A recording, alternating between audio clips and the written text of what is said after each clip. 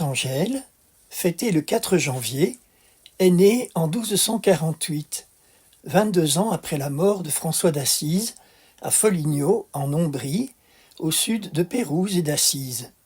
Ses parents sont des gens riches. Il la marie à 20 ans et Angèle a plusieurs fils. Elle mène une vie de plaisir, dans l'insouciance, pendant de nombreuses années. Un jour, elle ressent l'appel à se confesser, mais elle omet consciemment de dire certains de ses péchés au prêtre, car elle en a trop honte. Néanmoins, elle communie après cette confession, tout en sachant qu'une telle communion est sacrilège. Peu de temps après, saint François d'Assise lui apparaît et la lance de manière décisive sur la voie de la pénitence. Désormais, elle va vivre une vie de pénitence et de prière avec le désir d'imiter le Christ. Elle distribue son argent aux pauvres. Sa famille croit qu'elle est devenue folle. Peu de temps après, en 1288, elle perd successivement son mari et tous ses fils.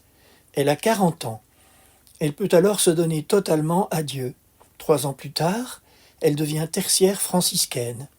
Elle mène désormais une vie mystique avec des visions de la passion du Christ et de très grandes mortifications. Une de ces mortifications est spectaculaire. Avec une compagne, elle a lavé les mains d'un homme lépreux. Elle décide alors de boire cette eau fétide en surmontant son dégoût. Voici encore un exemple de folie d'amour que seuls les saints sont capables de faire, mais je vous rassure qu'il n'est pas nécessaire pour devenir un saint. Comme dirait Thérèse de Lisieux, ce genre d'action ne fait pas partie de ma petite voix.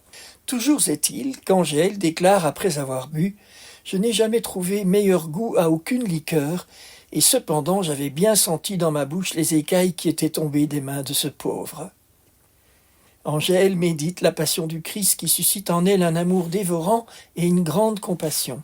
La vue d'un crucifix fait immédiatement couler ses larmes.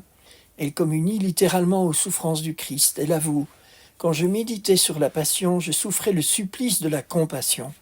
J'éprouvais dans les os et les jointures une douleur épouvantable et une sensation comme si j'avais été transpercée corps et âme. » Un jeudi saint, elle entend cette parole bouleversante du Christ. « Ce n'est pas pour rire que je t'ai aimé. » Une parole qui s'adresse aussi à chacun d'entre nous. La contemplation de la croix nous montre jusqu'où Dieu a voulu nous aimer. Angèle se tient au pied de la croix. Elle boit le sang du Christ qui coule de ses plaies et qui lui dit « J'ai voulu naître pour toi, m'abaisser à un tel degré d'indignité et d'abjection qu'en retour, tu dois naître à Dieu et mourir à tes vices. » Et il lui dit aussi « Je veux que tu sois utile à tous les hommes. » Pour cela, Angèle va mettre par écrit le fruit de ses expériences mystiques.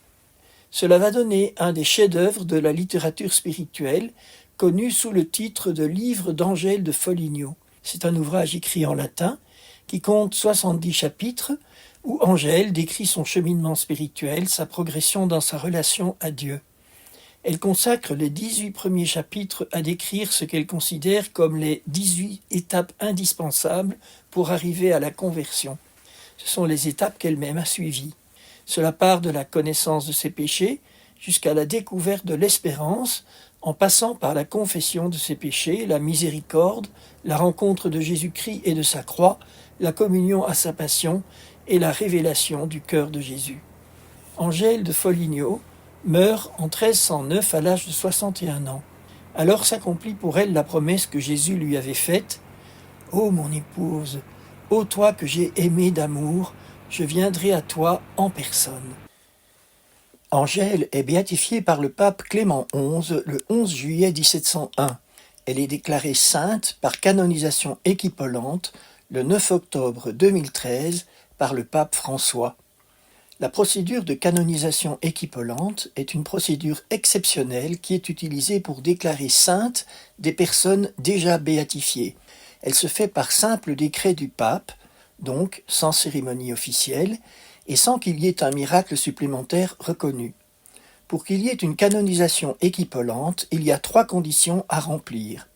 Le bienheureux fait l'objet d'une grande dévotion populaire depuis des siècles, ses vertus ou son martyre sont attestées par des historiens dignes de foi, le bienheureux jouit d'une réputation ininterrompue d'accomplissement de prodiges. La canonisation équivalente consiste simplement à étendre à l'Église universelle le culte liturgique rendu au bienheureux. Je vous rappelle que la différence entre un bienheureux et un saint réside justement dans ce culte. Le bienheureux peut être vénéré dans le diocèse de sa mort, le saint dans l'Église universelle.